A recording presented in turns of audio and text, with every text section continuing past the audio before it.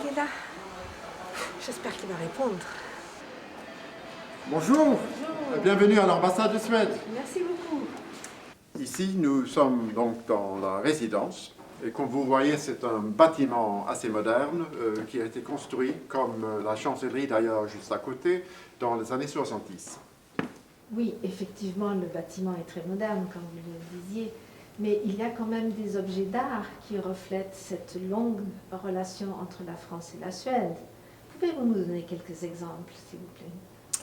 Alors, sans remonter jusqu'aux Vikings en Normandie, je pense qu'ils étaient plutôt danois et pas suédois, je peux par exemple citer la période où la reine Christina a fait venir Descartes à Stockholm, ou bien le XVIIIe siècle où notre roi francophile Gustave III a copié l'Académie française et a créé l'Académie suédoise.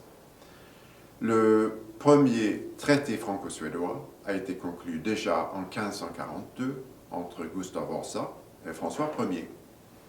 Nous avons une présence diplomatique permanente en France depuis 1634 et bien entendu une famille royale qui descend du maréchal Jean-Baptiste Bernadotte. Donc, beaucoup de liens et au cours de toutes ces années, les échanges culturels, scientifiques et commerciaux ont été très intenses. Alors, parlons de la période actuelle.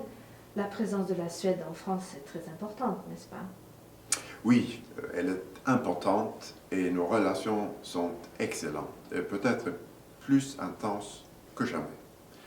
Nous travaillons très étroitement, par exemple, ensemble au sein de l'Union européenne.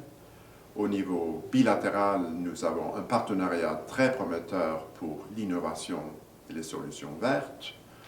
Les échanges commerciaux se portent plutôt bien. Toutes les grandes entreprises suédoises, plus ou moins, sont présentes en France, certaines d'entre elles depuis le XIXe siècle. Il y a aussi une forte présence d'institutions suédoises en France.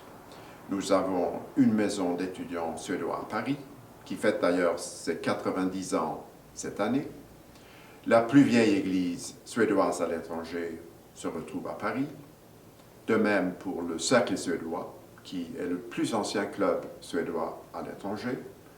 En plus, il y a le club suédois sur la Côte d'Azur, avec beaucoup de membres. Il y a aussi une chambre de commerce franco-suédois très active, une bibliothèque nordique, une école suédoise et une dizaine de consulats suédois. Et à peu près 30 000 Suédois qui habitent en France. Alors parlons de ce soir. Nous fêtons le 50e anniversaire de l'Institut suédois à l'Hôtel de Marle, à Paris. Mais que représente l'Institut suédois dans les relations entre la France et la Suède? Je pense que l'Institut a joué et continue de jouer un rôle extrêmement important dans nos relations. On parle beaucoup d'affaires politiques et économiques quand on fait référence à nos relations. Eh bien, cela, bien entendu, pour de bonnes raisons. Ces relations sont très importantes. Mais ce qui est vraiment vital pour créer de vrais liens et de vrais rapports entre nos concitoyens, c'est la culture.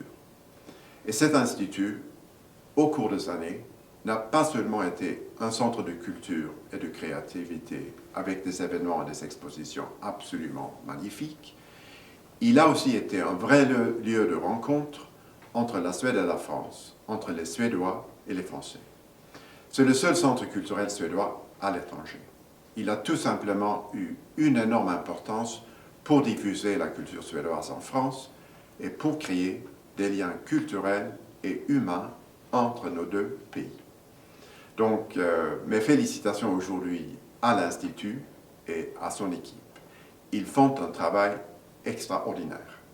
Je me réjouis énormément de célébrer l'amitié franco-suédoise avec eux et avec nos amis français tout au long de cette année. Merci.